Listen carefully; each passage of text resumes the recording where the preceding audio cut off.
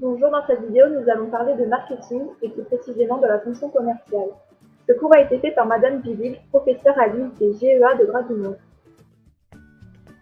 Nous allons voir que la fonction commerciale est une activité économique importante, qu'elle assure le lien entre les clients désirant consommer et les entreprises désirant vendre, et qu'enfin la fonction commerciale comprend différents métiers commerciaux.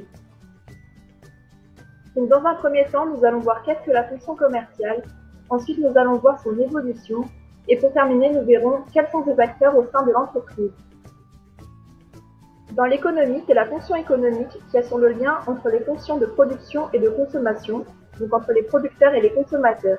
Elle remplit le rôle économique de création de richesse, c'est-à-dire qu'elle ajoute de la valeur aux produits fabriqués en rendant des services aux producteurs et aux consommateurs. Dans l'entreprise, ce sont toutes les activités de commercialisation des produits, de leur invention jusqu'à leur utilisation par le consommateur final. Ainsi, son but est de vendre en réalisant du profit. Pour cela, différentes tâches sont nécessaires. Il faut chercher parmi les consommateurs possibles des clients solvables, il faut créer des produits et ou des services, déterminer les prix, promouvoir l'entreprise et ses produits, trouver des intermédiaires qui les vendront, il faut aussi animer une équipe de vendeurs et entretenir des liaisons étroites avec les autres fonctions de l'entreprise, notamment la production et l'achat. Les tâches sont présentes avant, pendant et après la vente. Avant la vente, il faut réaliser des études commerciales et élaborer des plans de communication. Ensuite, la vente est assurée par des professionnels du service commercial. Et enfin, après la vente, il est nécessaire d'assurer le suivi de celle-ci et de sa clientèle. L'évolution économique et sociale a modifié la condition des échanges. La fonction commerciale a dû s'adapter.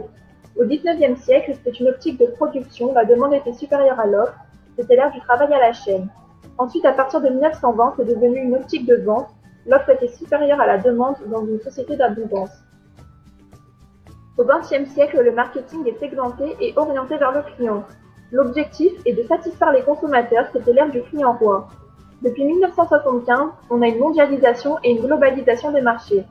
Et enfin, à partir des années 2000, de nouveaux marchés sont créés et il y a davantage de prise de risque.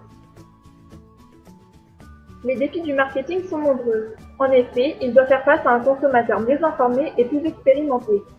Le consommateur souhaite avoir le meilleur produit, sans délai, avec un service hors pair et un prix défiant toute concurrence.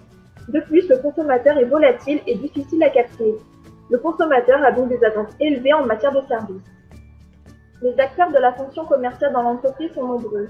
Ils sont répartis dans différents domaines comme la vente de terrain, la distribution, la mercatique ou encore la communication.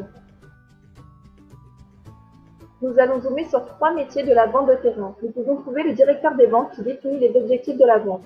On peut aussi trouver un vendeur en magasin qui vend les biens et les services à l'intérieur du point de vente ou au domicile du client s'il est itinérant.